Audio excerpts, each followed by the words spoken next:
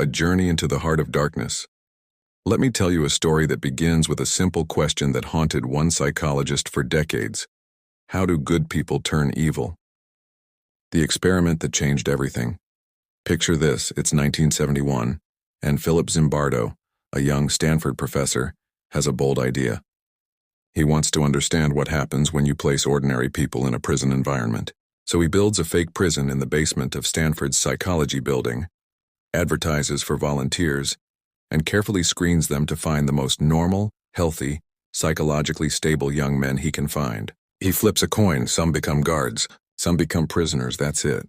No special training, no selection based on personality, just random chance. What could possibly go wrong?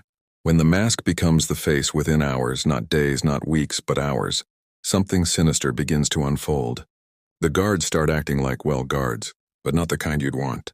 They invent cruel games, they humiliate prisoners, they force them to do degrading things. One guard earns the nickname John Wayne for his particularly sadistic creativity. The prisoners, they break down, they cry, they develop rashes and anxiety. One has to be released after just 36 hours because he's having an emotional breakdown. And here's the truly chilling part. Zimbardo himself gets so absorbed in his role as prison superintendent that he doesn't see what's happening. When his girlfriend visits and is horrified by what she sees, she has to shake him back to reality. He shuts down the experiment after 6 days. It was supposed to last 2 weeks. The question that won't go away. But Zimbardo's journey doesn't end there. Decades later, when photos emerge from Abu Ghraib prison showing American soldiers abusing Iraqi prisoners, the world is shocked. How could this happen? These weren't monsters, they were regular people, sons and daughters who wrote home about missing their families. Zimbardo sees something familiar, something terrifying, the 3 ingredients of evil. Through his research and analysis, Zimbardo discovers that evil isn't something you are, it's something you do. And it emerges when 3 forces converge. The person. We all have the capacity for both good and evil. We're not blank slates, but we're more malleable than we'd like to believe.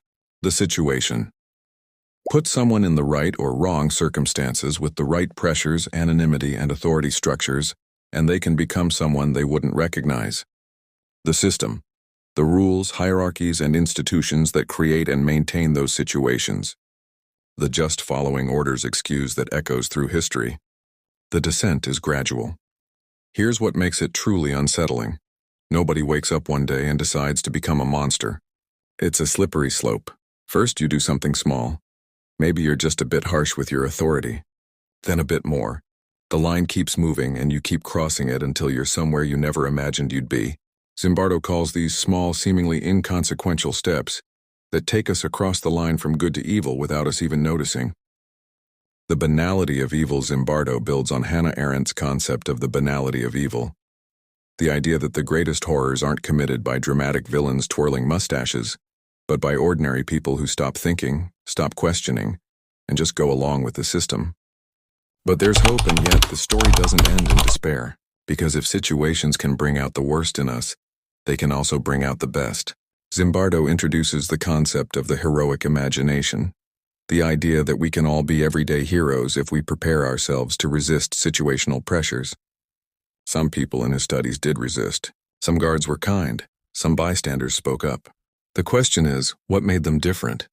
The final twist, the most profound revelation? We're all capable of being both the guard and the prisoner, the hero and the villain. The line between good and evil doesn't divide nations, groups, or even individuals. As Solzhenitsyn wrote, it cuts through the heart of every human being. So the question Zimbardo leaves us with isn't, how could they do such things? It's, how can we ensure we don't?